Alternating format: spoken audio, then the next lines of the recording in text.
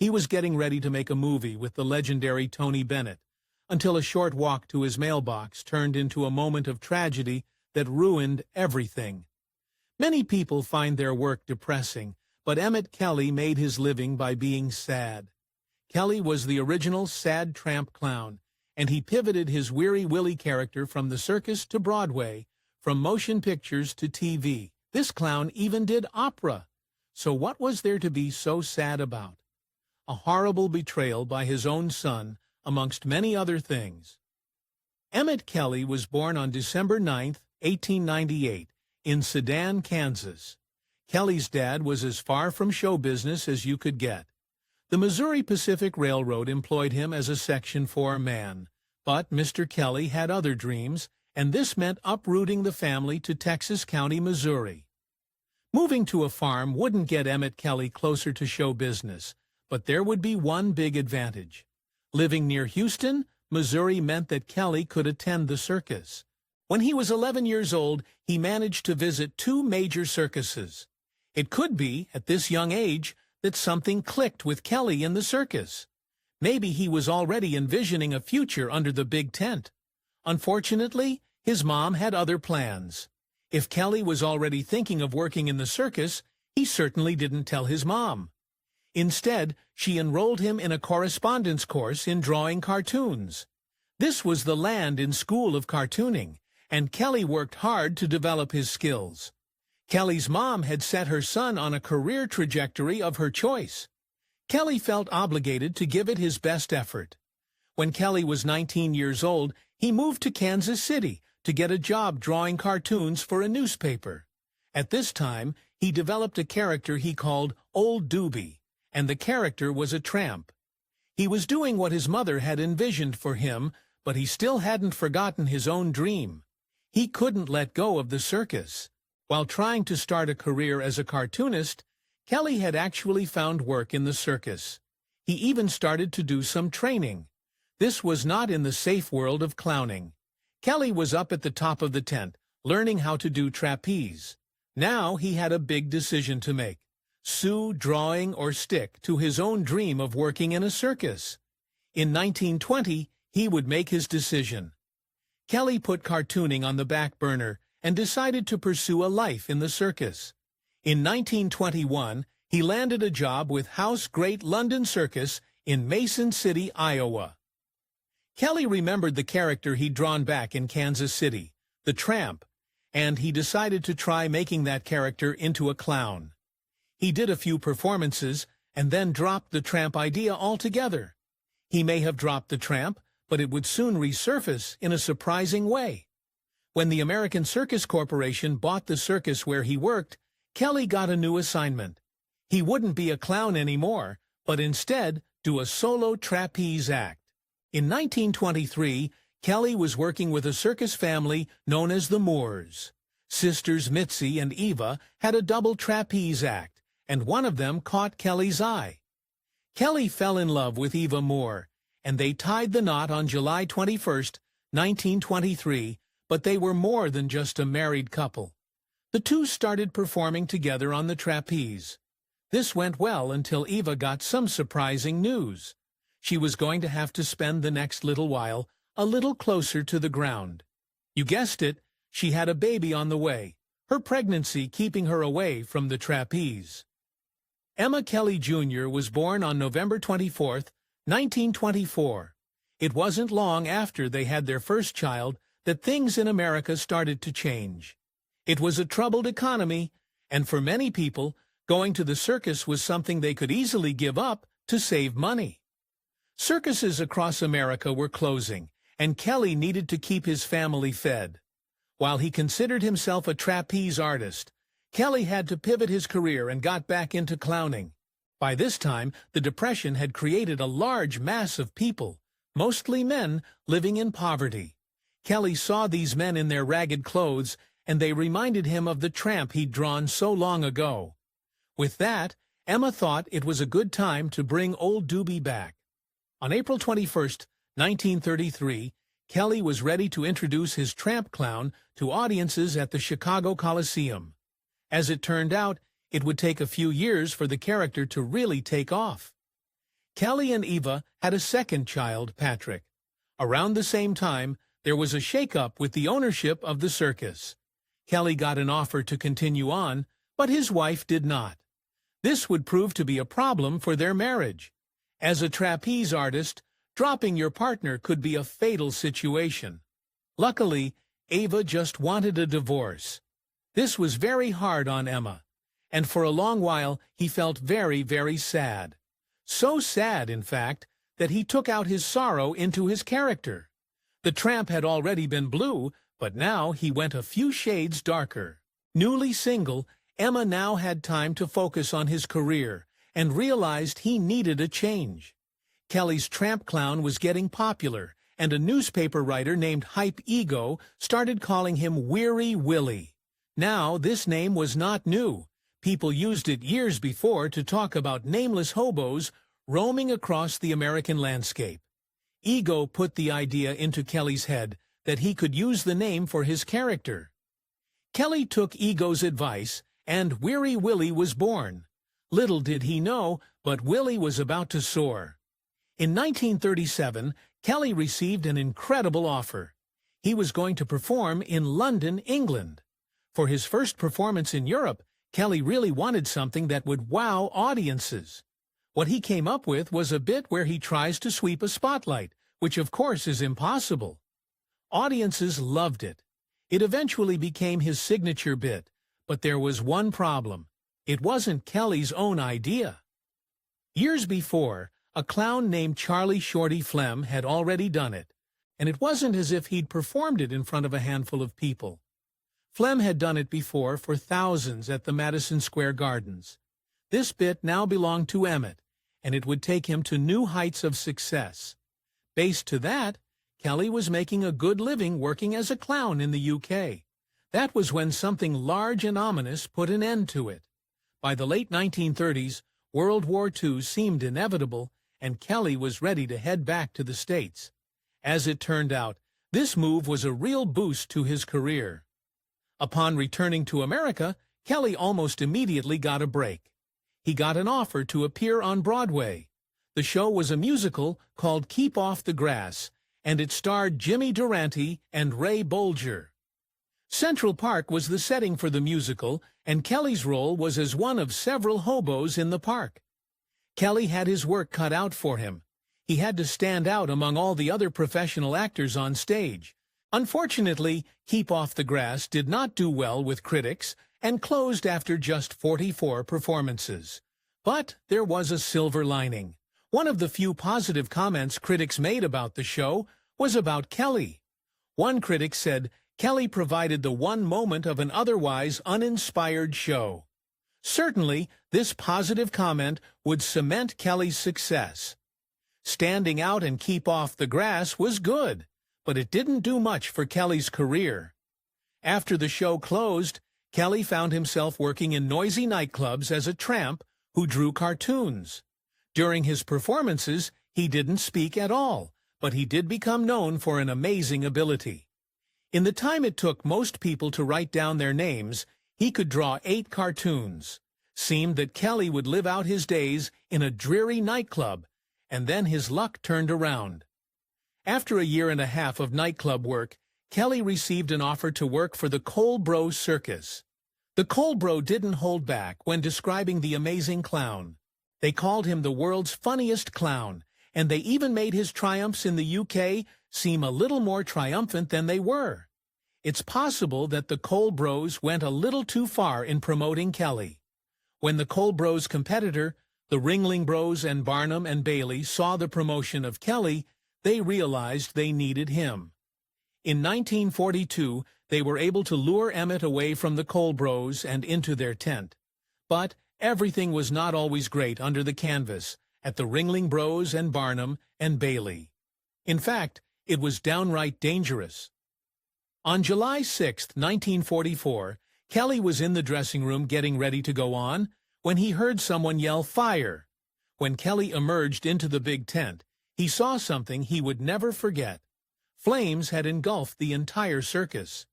Kelly knew in an instant that he needed to help the terrified spectators get out safely. But how could a clown handle a real life-threatening situation? Strangely, it was at this time that Kelly realized he was carrying a bucket of water.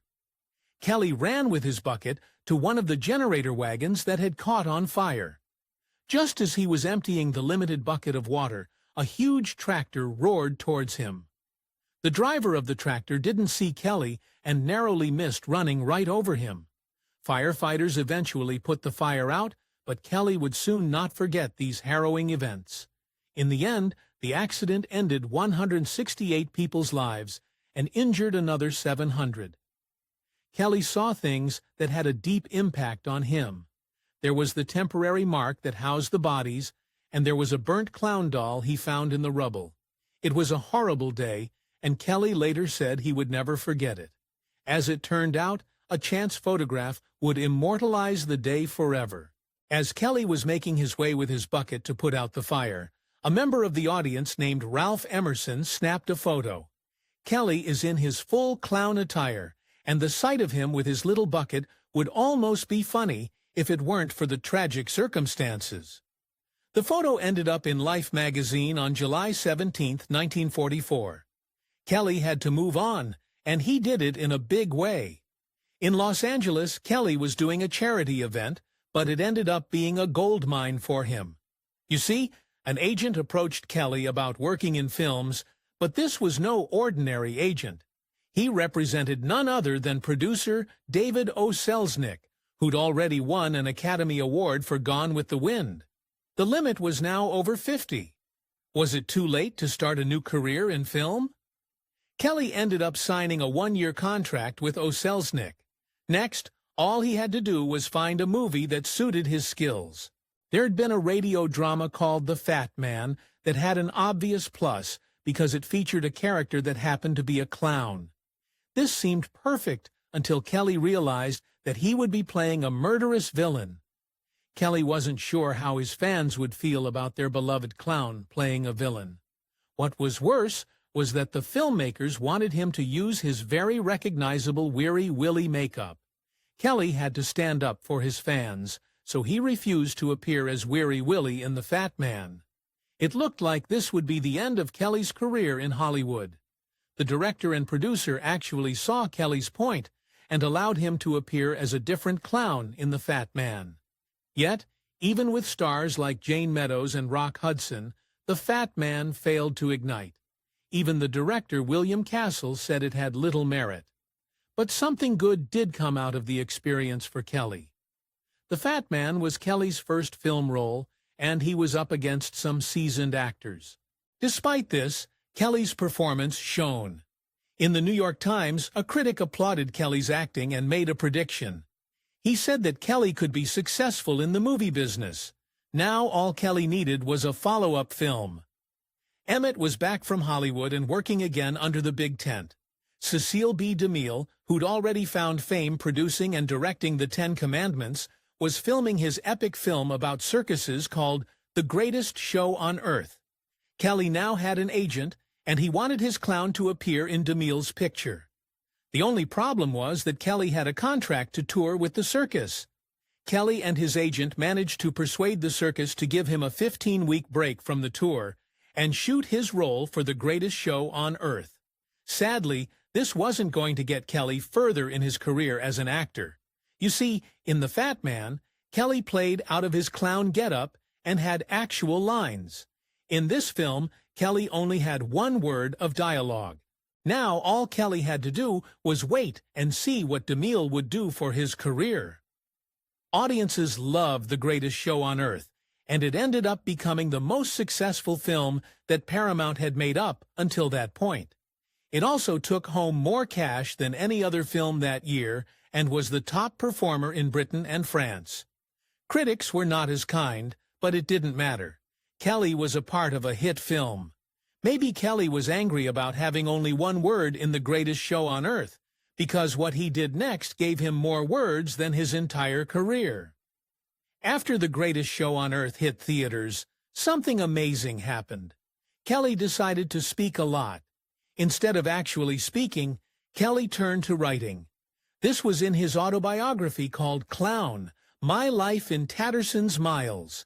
Henry Fonda then turned the story into a CBS television special that aired on March 27, 1955. CBS liked what Kelly brought, and they were ready to use him again. Since Kelly's life story was on CBS, the studio decided to use him on another one of their shows. This was I've Got a Secret, where a panel tried to guess a guest's secret. Kelly appeared on the show along with an acrobatic group called the Four Whirlwinds. Of course, no one knew what his secret was.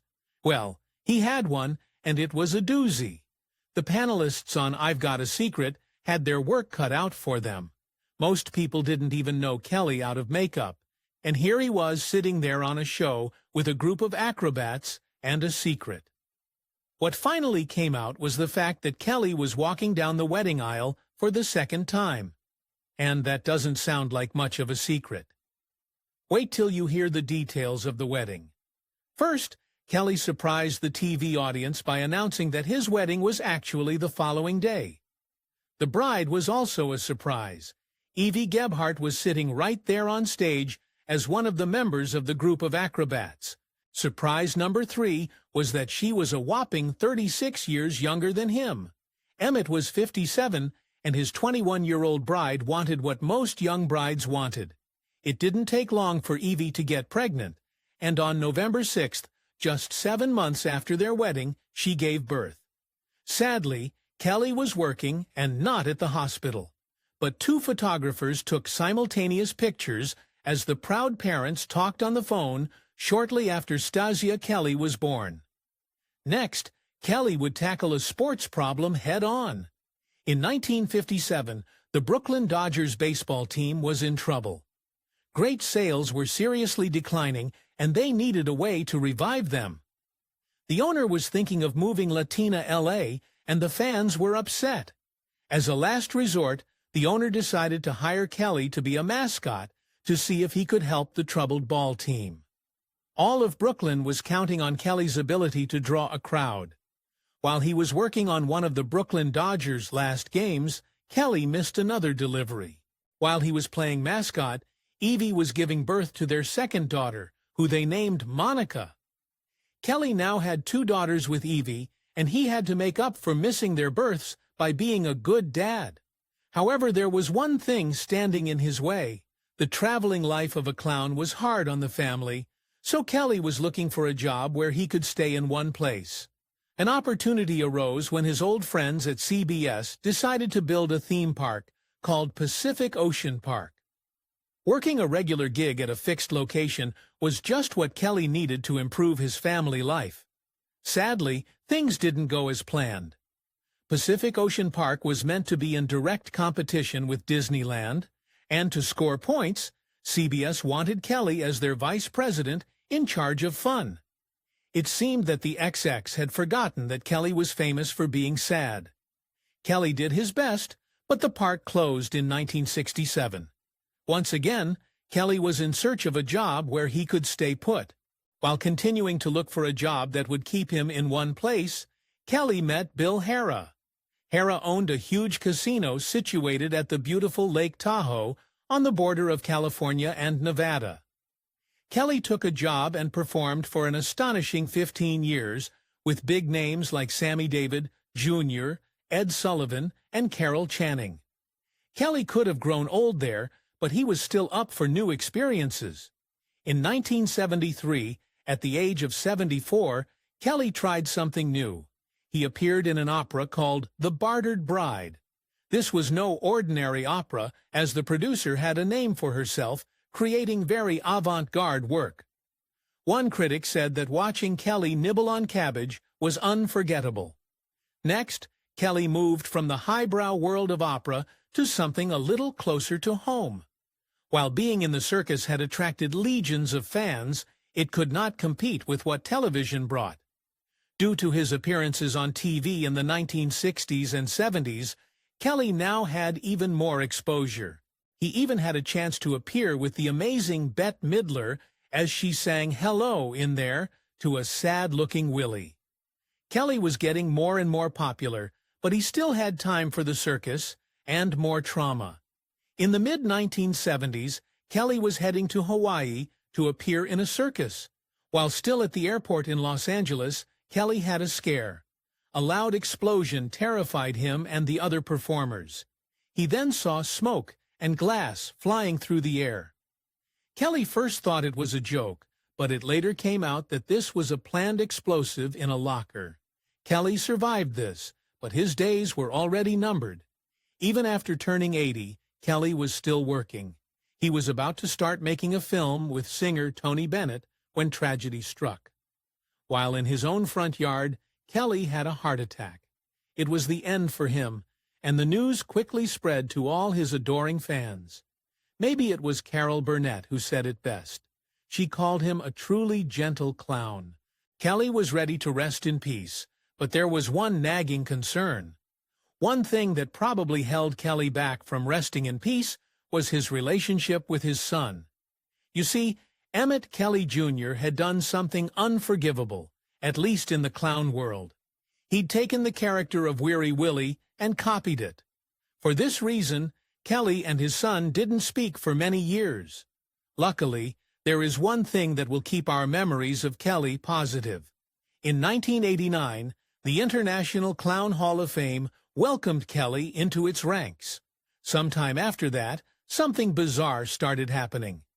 On the date of Kelly's birthday, December 9th, people started celebrating Weary Willy Day.